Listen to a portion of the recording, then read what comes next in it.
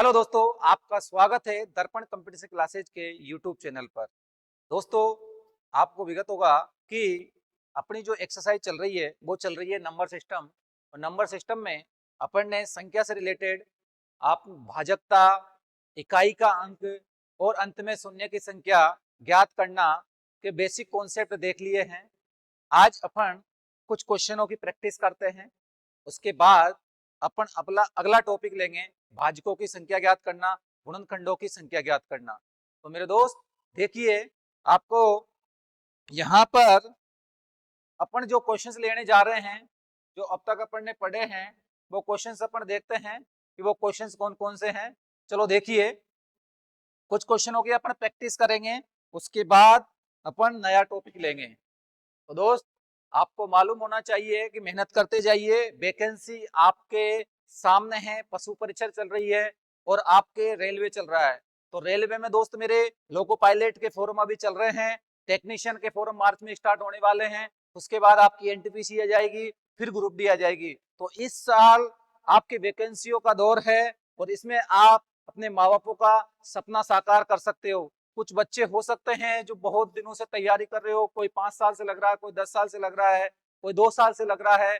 तो निराश ना होइए और मेहनत में जुट जाइए। कि कहते हैं कि पानी को बर्फ में बदलने में वक्त लगता है और जले हुए सूरज को निकलने में वक्त लगता है। थोड़ी और मेहनत कर मेरे दोस्त, किस्मत के जंग लगे दरवाजे को खुलने में भी थोड़ा वक्त लगता है। तो चलिए अपन अपनी क्लास को स्टार्ट करते हैं और देखते हैं कि क्या आपने जो पढ़ा है उन क्वेश्चनों को आप सोल्व कर पाते हो नहीं कर पाते हो।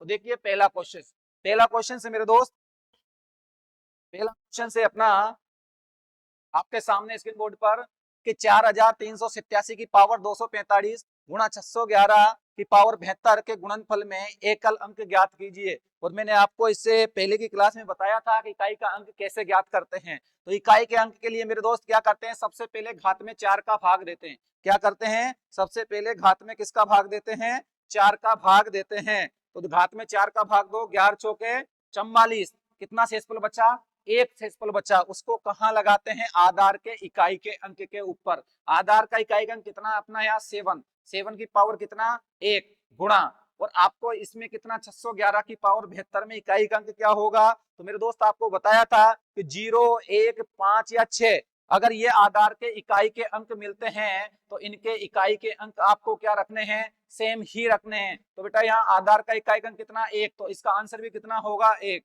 तो आपका फाइनल आंसर निकल के कितना आया, 7 की पावर 1 7, 7 और 1 7 को 1 से गुणा करेंगे तो फाइनल आंसर कितना होगा आपका 7 होगा। क्या क्लियर है। अगला क्वेश्चन की तरफ अपन चलते हैं। देखिए अगला क्वेश्चन क्या होने वाला है अपना। अगला क्वेश्चन से 122 की पावर 173, 122 की पावर 173। देखिए यहां पर आप 4 का भाग लगाइए, 4 दू 8, ये ऐसे करके आप कितनी बार भाग जा रहा है 173 में, 173 में आप भाग लगाइए 4 का। अब पूरे में भाग नहीं दे करके आपको 4 का भाजकता का नियम भी बताया था। 4 का भाजकता का नियम मैंने क्या बताया था कि अंतिम 2 अंकों की संख्या में, किसमें, अंतिम 2 अंकों की संख्या में भी आप 4 का क्या दे सकते हो, भाग दे सकते हो। तो यहाँ 73 में 4 का भाग दोगे तो बताओ रिमाइंडर कितना आएगा। 73 में 4 का भाग दीजिए, 73 में भाग दोगे तो रिमाइंडर कितना आएगा बताइए जल्दी।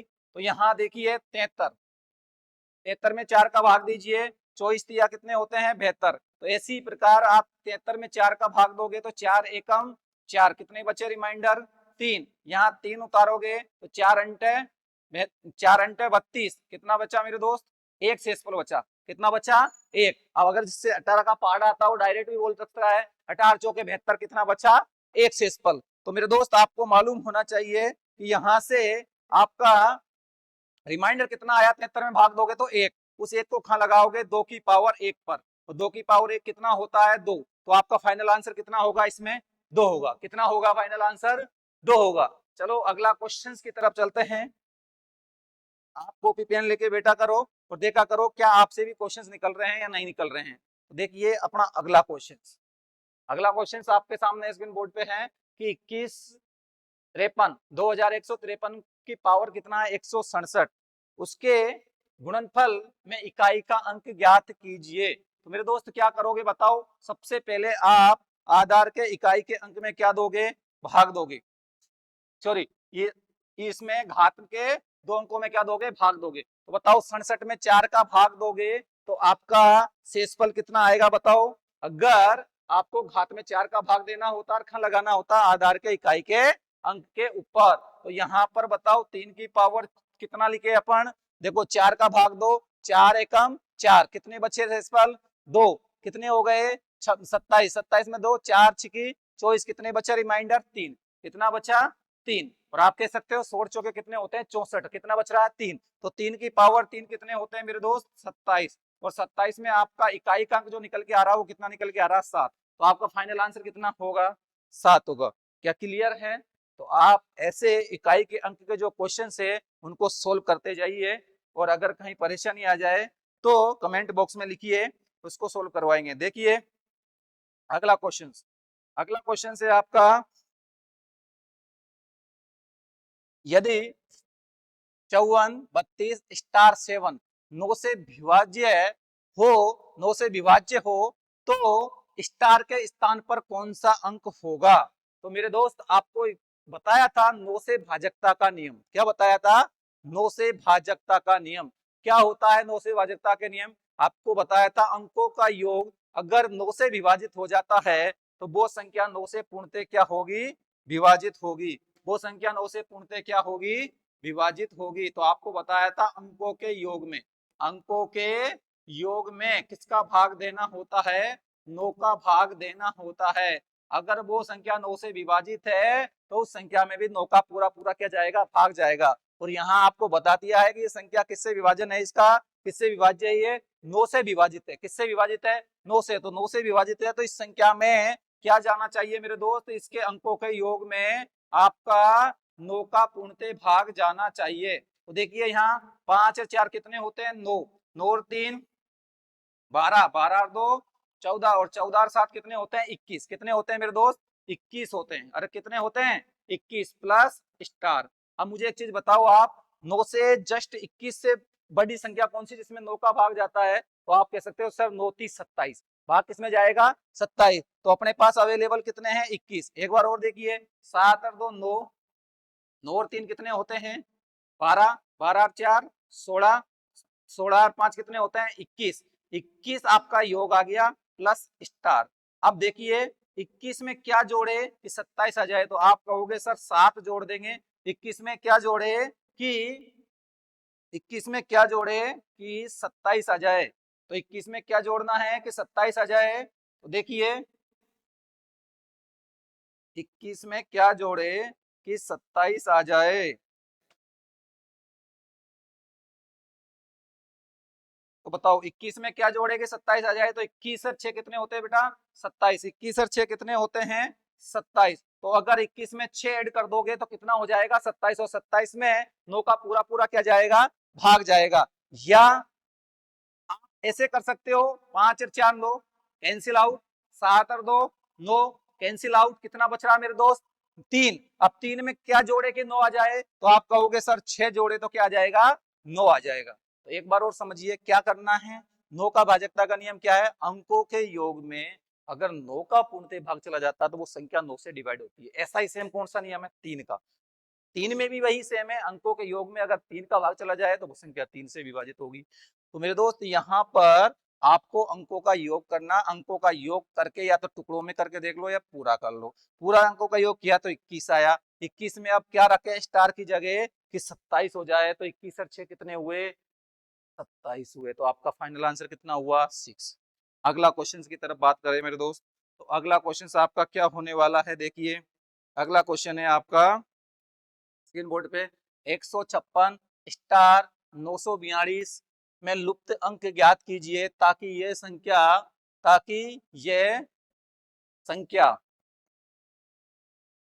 11 से विभाजित हो जाए। किससे विभाजित हो जाए 11 से विभाजित हो जाए। तो आपको 11 का भी भाजकता का नियम बताया था, बताओ 11 का भाजकता का नियम क्या बताया था। 11 का भाजकता का नियम ये बताया था कि विषम स्थानों के अंकों को योग को एक तरफ जोड़ना है, सम स्थानों के अंकों के योग को एक तरफ जोड़ना है, और उसका अंतर या तो 0 हो या क्या हो 11 हो, तो वो संख्या 11 से पूर्णतः क्या होती है विभाजित होती है। चलो अपन यहाँ देखते हैं 156 स्टार 942 ये आपको संख्या दे रखी है। तो मेरे दोस्त आपको बताया था सम स्थान एक तरफ और विषम स्थान एक तरफ।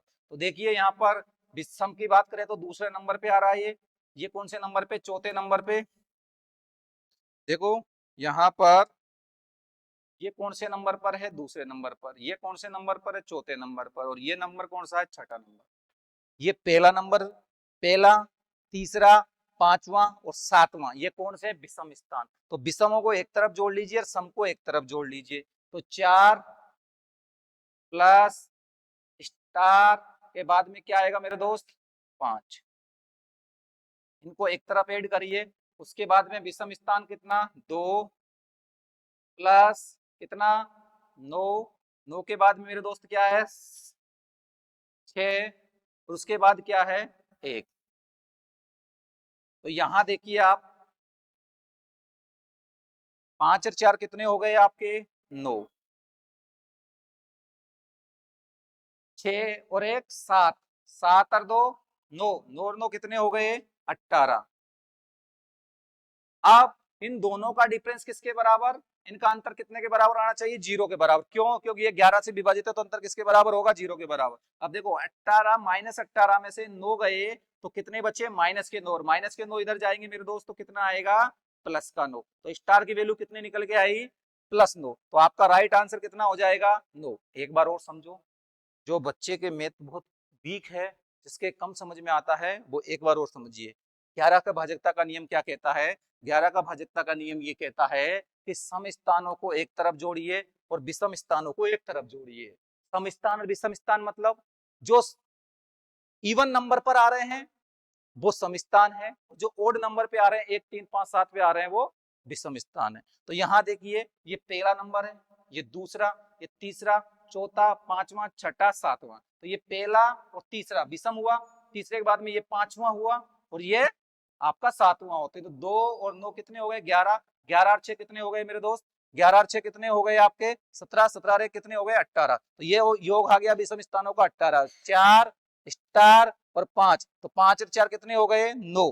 तो 9 गए 18 में से तो -9 बचेंगे, -9 इधर जाएंगे तो किसके हो जाएंगे, प्लस के। तो आपका राइट आंसर कितना होगा, प्लस का 9। चलो आगे चलते हैं अपन अगले क्वेश्चन की तरफ। अगला क्वेश्चन देखिए क्या है अपना। अगला क्वेश्चन से अपना एक संख्या x को 289 से विभाजित करने पर 18 शेष बचता है, तो उसी संख्या को 17 से विभाजित किया जाए तो 22 शेष बचता है। तो दोस्तों आपको बताना है कि उस 22 का मान क्या होगा। बताया था आपको जब मैंने भाजकता पढ़ाई थी, आपको बोला गया था कि अगर प्रथम भाजक, क्या बोला गया था कि प्रथम भाजक, जिसने पहले की क्लास नहीं देखी है वो डिस्क्रिप्शन में आपको लिंक मिल जाएगी, पहले की जो क्लास जाकर के देखे जब आपसे क्वेश्चन सोल्व होंगे। देखो एक संख्या को 289 से भाग दिया जा रहा है और शेष कितना बच रहा है, 18 बच रहा है। फिर वो कह रहा है कि 17 से भाग दिया जाए, किससे भाग दिया जाए, 17 से भाग दिया जाए तो 22 शेष बचता है। कितना शेष बचता है, 22। तो उस शेष पर 22 का मान निकालिए। तो आपसे बताया था देखो 289 में किसका भाग जा रहा है, 17 का।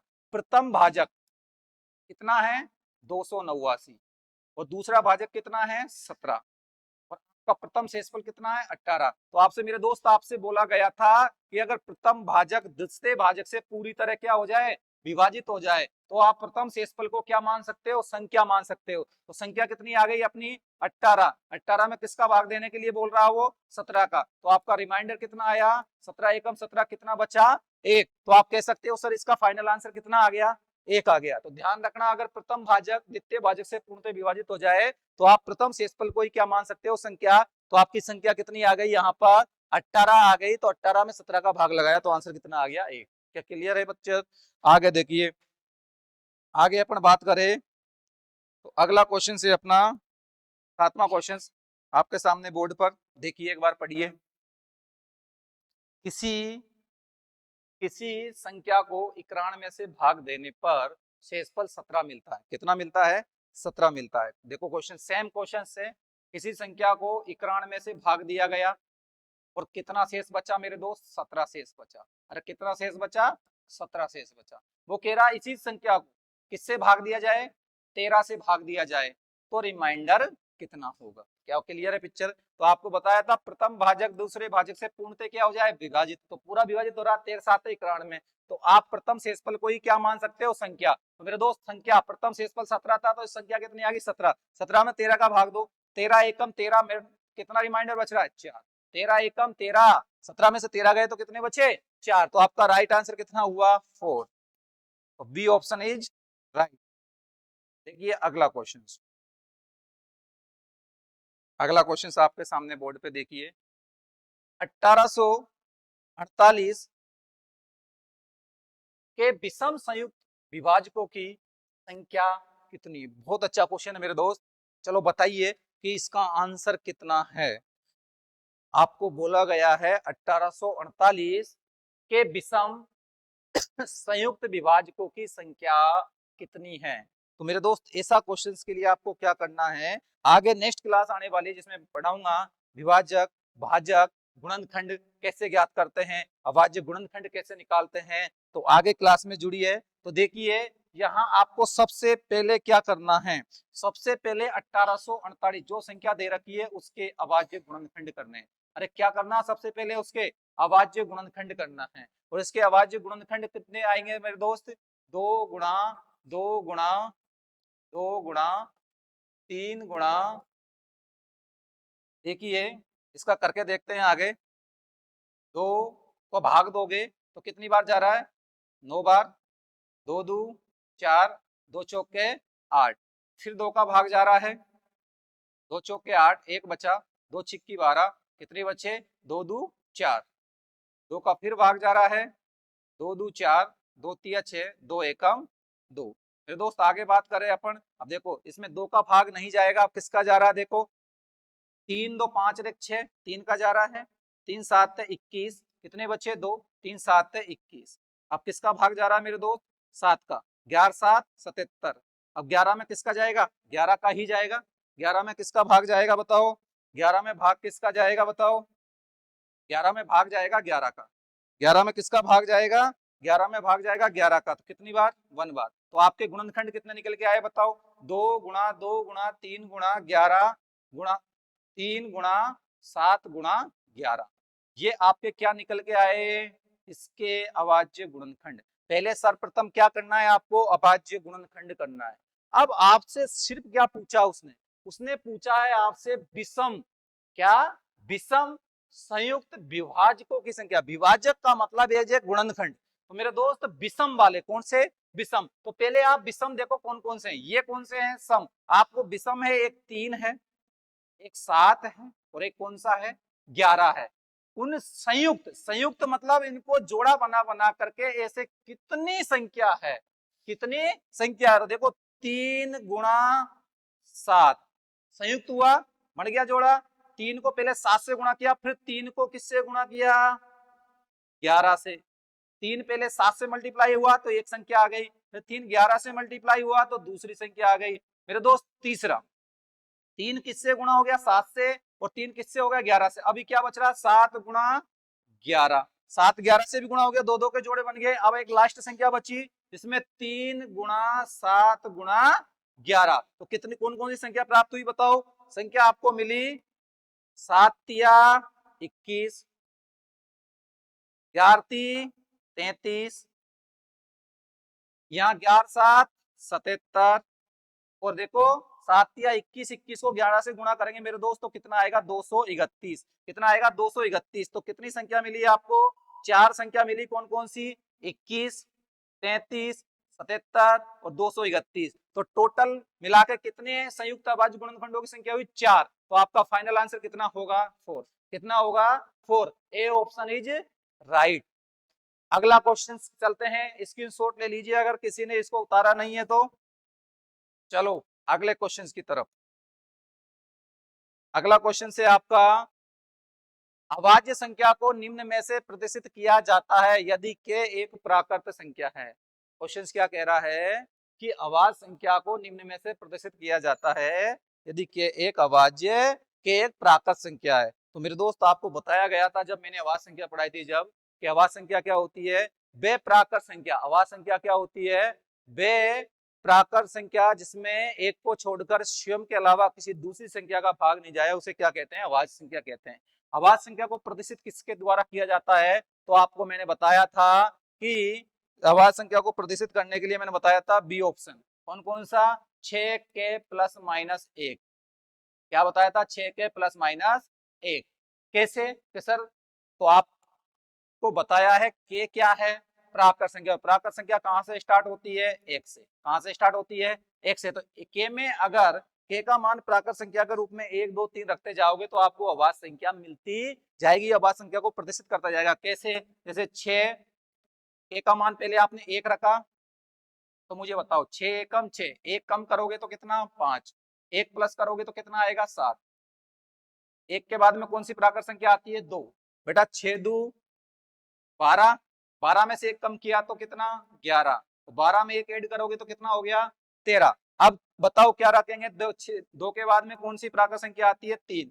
बेटा ऐसे आप रखते जाइए, आपको अभाज्य संख्या मिलती जाएगी। देखो 6 3 18, 18 में से 1 कम किया तो 17 और 18 में 1 जोड़ोगे तो 19। तो देखो 5 के बाद में कौन सी आती है? 7, 7 के बाद में 11, 11 के बाद 13, 13 के बाद 17, 17 के बाद 19, ऐसे आगे बढ़ती जाएगी। आप 4 5 6 ऐसे रखते जाइए। तो मेरे दोस्त आपको मालूम होना चाहिए कि अभाज्य संख्या को प्रतिष्ठित किया जाता है 6k प्लस माइनस 1 से। क्या क्लियर है?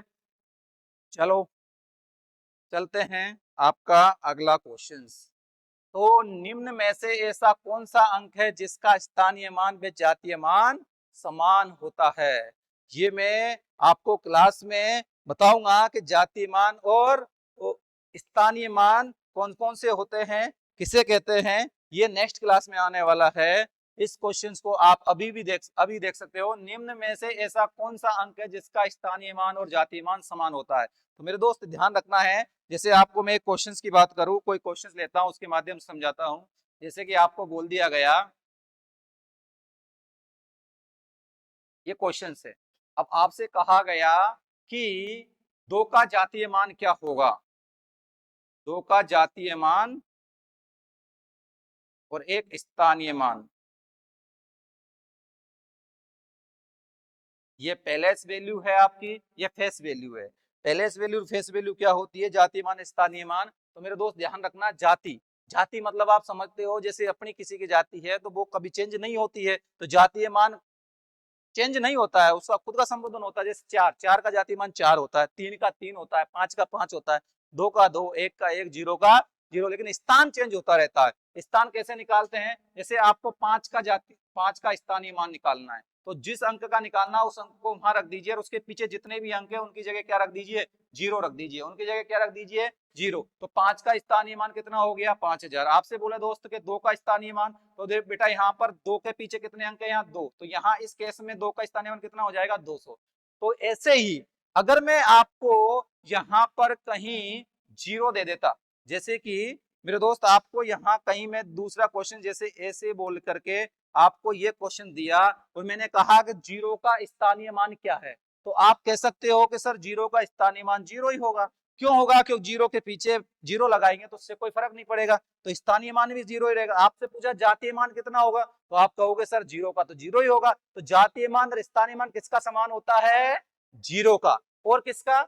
आपसे कहूं बेटा 5 का स्थानीय मान कितना है, तो आप कहोगे सर 5 का 5 ही, पीछे कोई अंक ही नहीं है। 5 का जातीय मान कितना है? तो 5 का 5 ही रहेगा। तो यहाँ पर अगर 6 होता तो 6 ही रहता। जातीय मान स्थानीय मान, तो ये कौन सा अंक है? इकाई का अंक। तो आप ध्यान रखना, इकाई का अंक का और 0 का स्थानीय मान और जातीय मान क्या होता है? समान होता है। लेकिन इस केस में अपन को सिर्फ 0 1 2 3 दिया है, तो वो आंसर कौन सा जाएगा? 0। तो 0 एक ऐसा अंक है जिसका स्थानीय मान और जातीय मान क्या होता है? समान होता है। तो चलो आगे के क्वेश्चंस की बात करते हैं दोस्त। आगे के क्वेश्चन खत्म होते हैं आज के, उसके बाद में नेक्स्ट क्वेश्चनों की सीरीज अपन अगली क्लासों में लाएंगे। बने रहिए आप दर्पण कंप्यूटर क्लासेस के साथ। मैं BNRA आपको कल पढ़ाऊंगा भाजकों, गुणनखंडों की संख्या, अभाज्य गुणनखंडों की संख्या, उसके बाद योगफल लेंगे अपन, फिर रिमाइंडर लेंगे। रिमाइंडर में मैं 4 से 5 थ्योरम पढ़ाऊंगा आपको शेषफल याद करने की। फिर अपन MCQ करेंगे जिससे कि आपका पूरा टॉपिक क्लियर हो जाएगा। फिर मैं आपको मैसेज ऐसे आगे की एक्सरसाइज अपनी चलती जाएगी। तो दोस्तों अगर वीडियो अच्छा लगे तो लाइक करें, चैनल को सब्सक्राइब करें और अपने दोस्तों के पास शेयर करें। Thank you, all the best, bye bye.